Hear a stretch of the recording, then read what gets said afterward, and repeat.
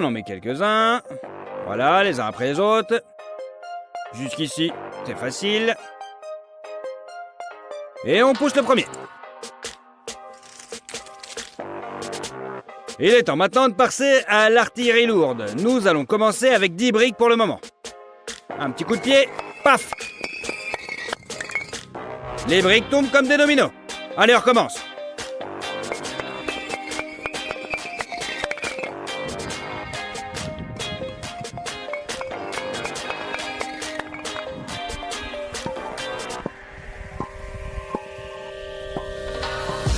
Et maintenant, je vais vous montrer comment nous avons réussi à les faire tomber dans une ligne presque parfaite. Les briques doivent être correctement empilées les unes sur les autres. Le rôle clé ici est joué par le point de contact des briques, qui ne devrait pas être plus d'1 centimètre, messieurs, dames. Maintenant, exposons les briques, enlevons le support et répétons notre petit tour. On va voir ce que ça donne.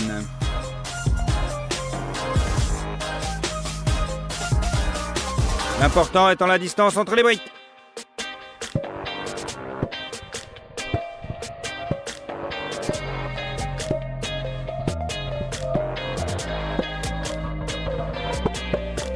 Et voilà. Mais il est temps de passer à l'effet domino à part entière. Maintenant, je vais mettre toutes les briques de cette pile le long de la route, selon notre principe. Pour vous, je vais accélérer la vidéo. L'essentiel est de respecter la règle du point de contact absolu, avec chaque brique. Sinon, rien ne fonctionnera. Il ne reste plus qu'à mettre les briques pour les préparer à tomber. Comme vous pouvez le voir, la distance entre elles est absolument identique.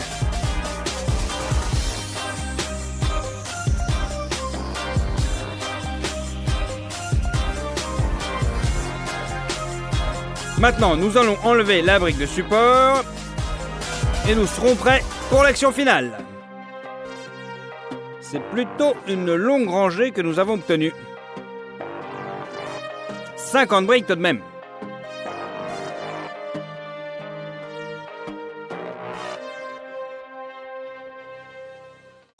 Alors, vous êtes prêts ?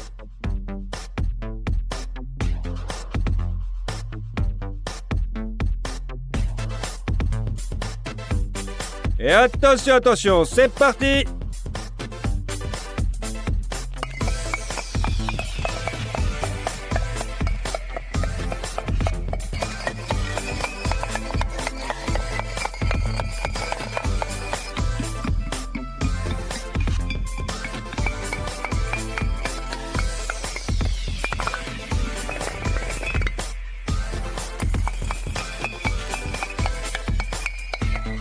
Et voilà, nous l'avons fait.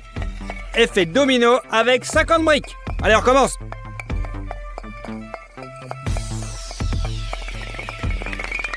Bon, personnellement, je ne m'en lasse pas.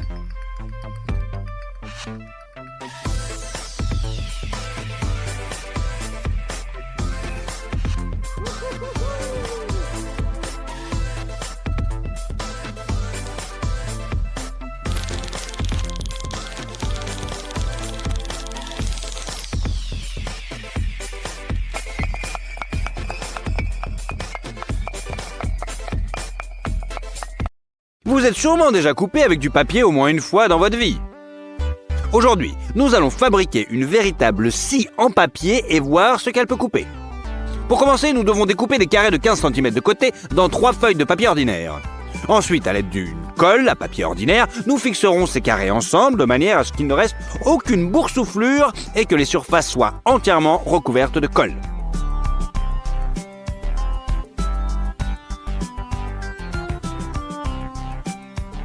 Voilà. Et bien sûr, nous les presserons fermement à l'aide d'une presse improvisée. Nous avons maintenant besoin d'un compas sur lequel nous avons préalablement fixé une lame tranchante. Le rayon du futur cercle sera de 6,3 cm. Placez l'aiguille exactement au centre du carré.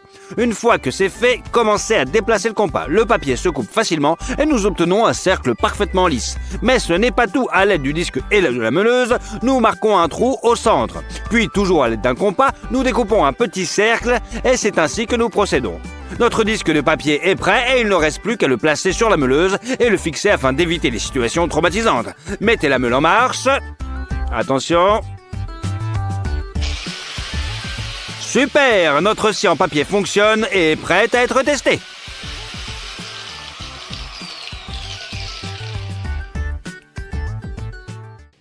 Commençons par quelque chose de simple. Le carton est essentiellement fait de la même chose que le papier. Donc voyons voir si notre scie peut le couper. Hé, le papier scie le carton sans aucune difficulté. Regardez la coupe régulière qu'il laisse derrière lui. Il semble que ce test a été parfaitement réussi. Pas mal, non? Prenons maintenant un crayon. Oh oh, quelques secondes, la scie à papier s'en est occupée. Maintenant, le plastique. Ce bouchon de bouteille. Qu'en est-il si le plastique est plus dense? Allons voir. Pour l'instant, ça fonctionne bien en tout cas.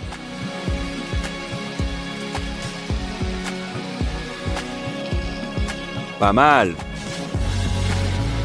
Maintenant, pour un plastique plus dense, pour ce tuyau. Bon, le processus est beaucoup plus lent, bien sûr, mais on commence à voir le résultat. Le papier, bien qu'avec quelques difficultés et manipulations de position, s'en sort avec le tuyau en plastique, conservant une coupe assez lisse, et il reste très peu de sueur de plastique d'ailleurs. Il semble que rien ne l'arrête. Maintenant, un panneau en plexiglas s'avère être un test beaucoup plus simple et notre scie s'en charge en quelques secondes. Voici la tranche ondulée que nous avons obtenue. Pas mal. L'enjeu devient de plus en plus important. Nous avons maintenant une pièce de bois. Ici, il faut déjà consacrer beaucoup plus de temps et d'efforts. Mais on peut voir que les progrès sont notables. Le papier entre dans le bois et continue de le découper. C'est tout simplement incroyable.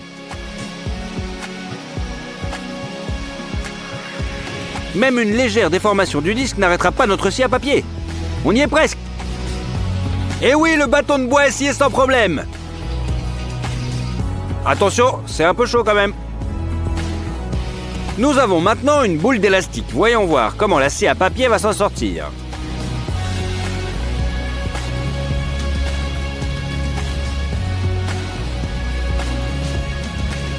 Presque immédiatement, les élastiques commencent à éclater sous la pression.